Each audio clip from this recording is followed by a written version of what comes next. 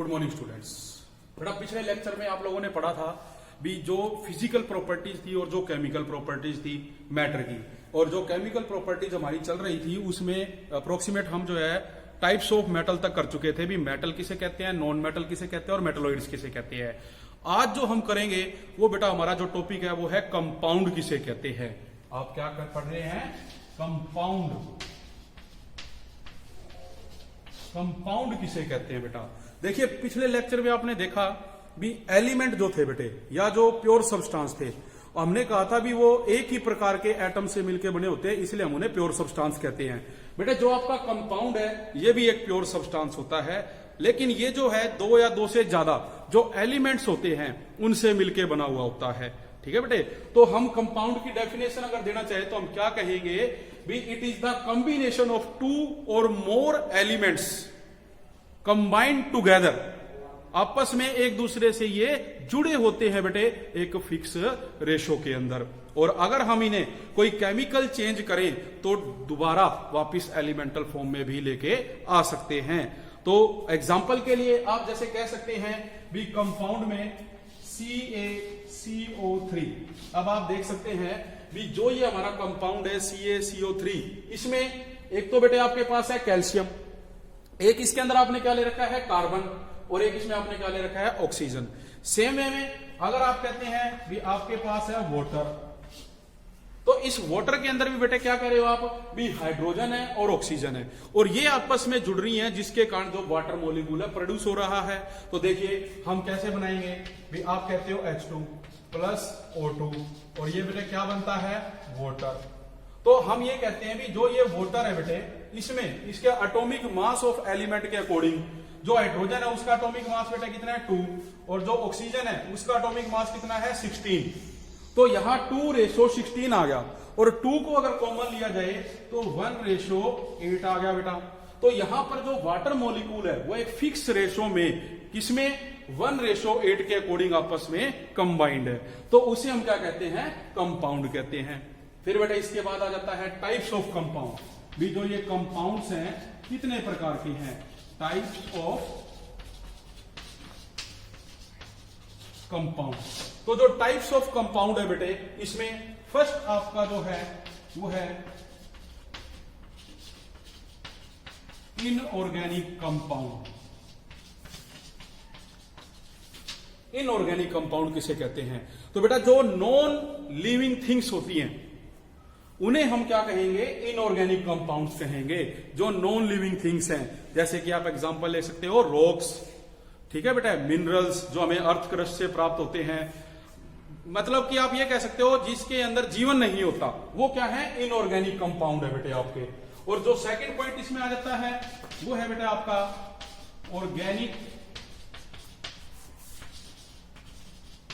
Compound.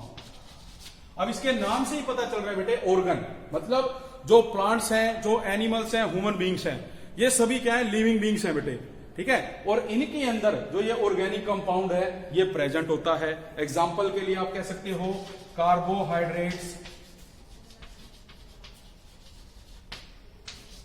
Proteins, oil et cetera. तो ये सभी बेटे किसमें होते हैं ऑर्गेनिक कंपाउंड के अंदर प्रेजेंट होते हैं, तो इन्हें हम क्या कहेंगे ऑर्गेनिक कंपाउंड कहेंगे बेटे। अब क्या हो रहा है आप लोग देखते हैं भी जो लेबोरेटरी के अंदर जो नेचुरली अकरिंग ऑर्गेनिक कंपाउंड्स हैं उनके कंपैरिजन में बहुत सारे और भी जो है काफी संख्या में बेटे ऑर्गेनिक कंपाउंड बनाए जा रहे हैं किसमें लेबोरेटरी के अंदर साइंटिस्ट के द्वारा। तो वो भी हमारे पास बहुत सारे कंपाउंड है। जैसे कि अगर बात करें फर्स्ट जो हमारा ऑर्गेनिक कंपाउंड है जैसे हमने डिस्कस करना है वो है बेटे यूरिया। तो इसमें आप लिखोगे NH2CONH2, जिसको आप नाम देते हो किसका यूरिया का।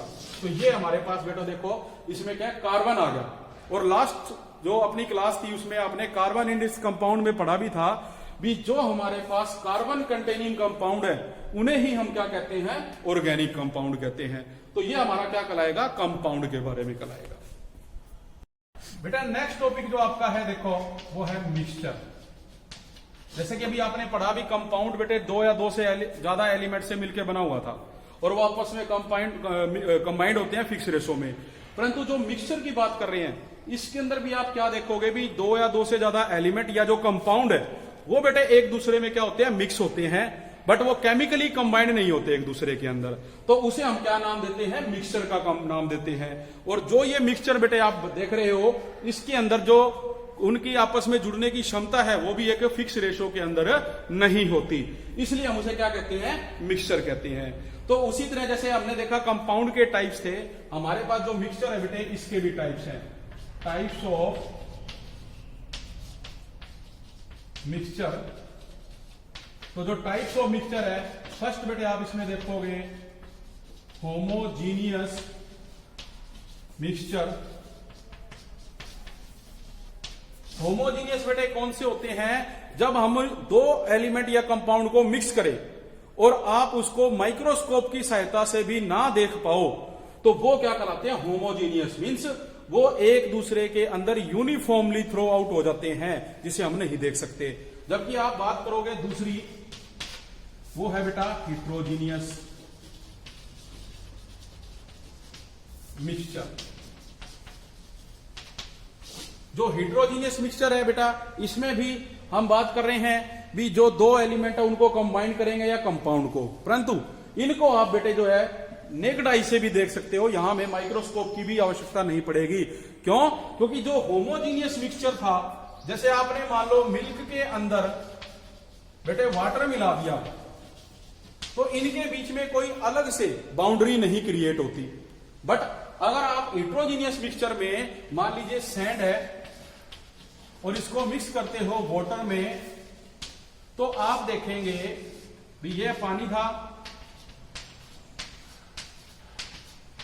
और जो नीचे है बेटे ये सैंड है, तो आप देखेंगे भी इनके बीच में एक बाउंड्री बन जाती है बेटा।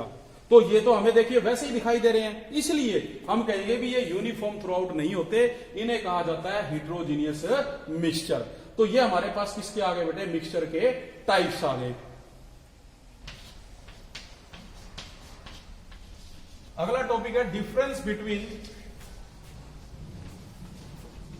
Compound and mixture. भी जो कंपाउंड है और मिक्सचर, उसमें बेटा डिफरेंस क्या होता है, और ये अभी आप पढ़ चुके हो डेफिनेशन के अकॉर्डिंग।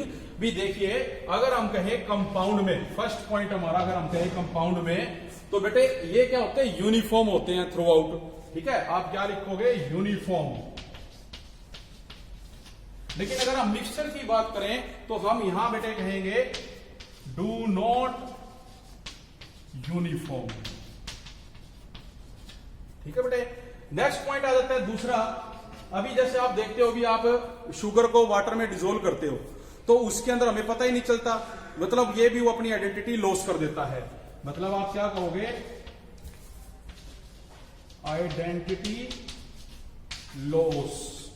बट बेटे इसके अंदर जैसे अभी देखा था मिक्सचर में, सैंड को आप वाटर में डालते हो तो वो वैसा का वैसा ही रहता है। मीन उसकी जो आइडेंटिटी है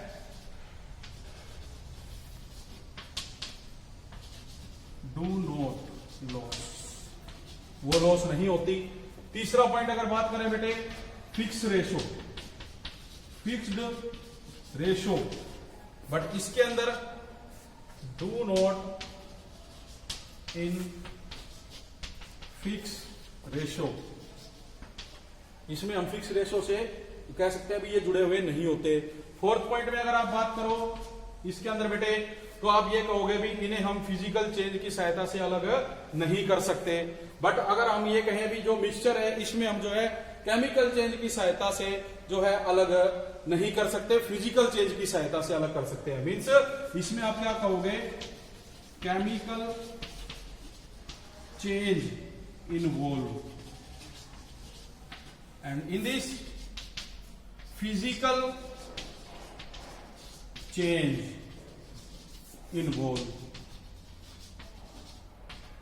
तो ये बेटे इसमें कुछ पॉइंट्स हैं डिफरेंस के जो आप लोग देख रहे हैं, जो हमने डिस्कस किए कंपाउंड और मिक्सचर के अंदर। अगला टॉपिक है बेटा properties of matter and their measurement।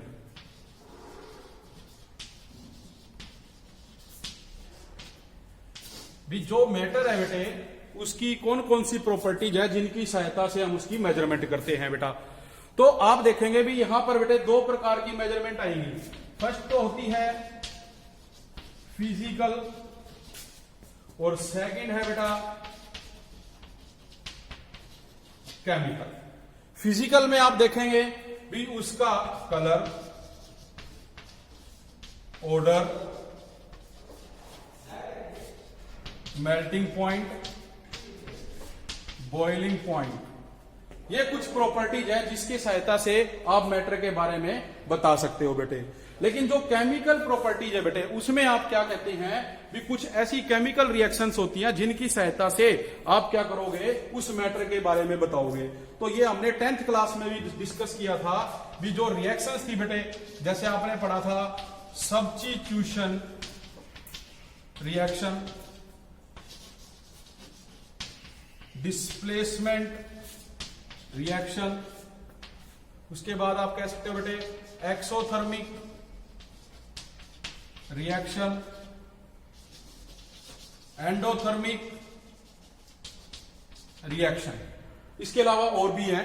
तो बेटे हम देख रहे हैं अभी जो ये फिजिकल है इसमें तो सिर्फ हमें colour, order, melting point, boiling point की जरूरत है, जबकि केमिकल से हमें इन रिएक्शन की सहायता से डिस्कस करना पड़ेगा।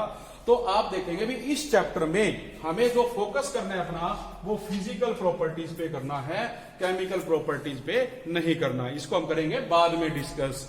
तो ये थी प्रॉपर्टी जो मैटर जिसकी सहायता से हम उनकी मेजरमेंट करते हैं बेटा। यूनिट फॉर मेजरमेंट, अगला टॉपिक है भी यूनिट फॉर मेजरमेंट। जो यूनिट्स है बेटे उसके द्वारा भी हम मेजरमेंट करते हैं।